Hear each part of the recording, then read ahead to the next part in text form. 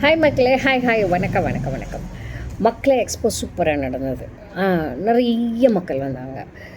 வளவளன்னு பேசணும். நிறைய பேர் நிறைய டவுட்ஸ் கேட்டாங்க. ஜாலியாக இருந்தது.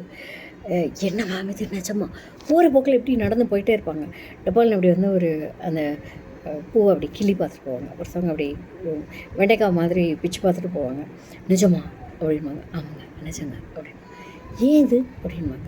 நான் அங்கேருந்து பார்க்கும்போது ஒரிஜினலோன்னு நினச்சேன் அப்படின்பாங்க. அதெல்லாம் கேட்குறதுக்கு நல்லா இருந்தது. ஆனால் மக்களுக்கு நிறைய டவுட் இருந்துச்சு. I just want to clear that.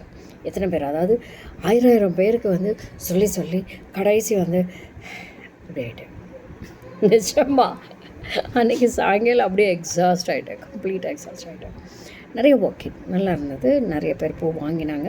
Actually பார்த்தா வாங்கினவங்க தான் திருப்பி வாங்கினாங்க. அவங்க எல்லாருமே வந்து நல்லா இருந்தது, என்னோடய தங்கைக்கு வேணும், என்னோடய அக்காவுக்கு வேணும் அப்படின்னு சொல்லி வாங்கினாங்க. ஒரு விஷயம் சொல்கிறேன், நல்லா தெரிஞ்சுக்கோங்க. The purpose of me starting this business ஒரு விஷயம் அப்படின்னா, ஒருத்தவங்களுக்கு அங்கே ஏதோ தேவைப்படுது, அந்த தேவையை பூர்த்தி பண்ணுறதுக்காகத்தான் நான் இந்த பிஸ்னஸை ஸ்டார்ட் பண்ணேன்.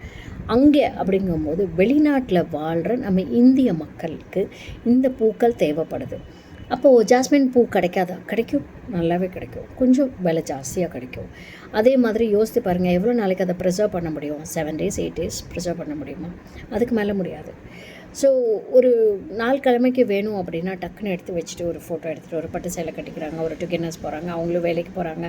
வர வழியில் இந்த பூ வாங்கி வச்சுக்கணும்னு நினைப்பாங்க, ஆனால் போக முடியாது.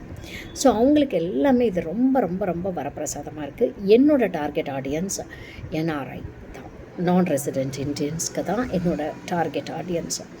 அவங்களுக்கு தான் என்னோடய பூவும் போய் சேருது.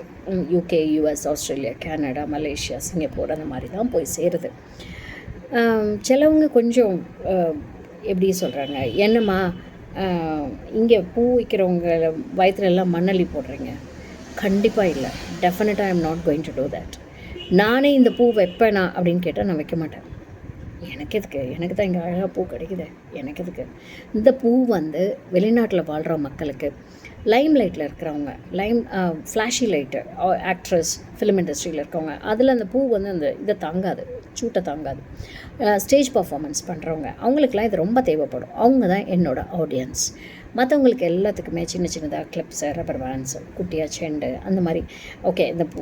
அப்புறம் ஒரு சிலர் வந்து என்ன நிறைய கல்யாணத்துக்கு போவேன்ப்பா, போகிற இடத்துல சிலப்போ கிடைக்காது, கல்யாண மண்டபத்தில் போய் பூ வச்சுக்கலான்னு விழுண்டு தருவாங்க, தலை நிறையா வச்சுக்கணும், வெளியில் போகும்போது கிடைக்க மாட்டேங்குது, அது இதுனா ஸ்டாண்ட் பையாக வச்சுக்கிறேன் அப்படின்னு சொல்லுவாங்க. கூல், வச்சுக்கோங்க. ஸோ நம்ம ப்ராடக்டை வந்து நிஜமாகவே நம்ம ப்ராடக்டை மட்டும் நாங்கள் யூஸ் பண்ணுங்கன்னு சொல்லலை நான்.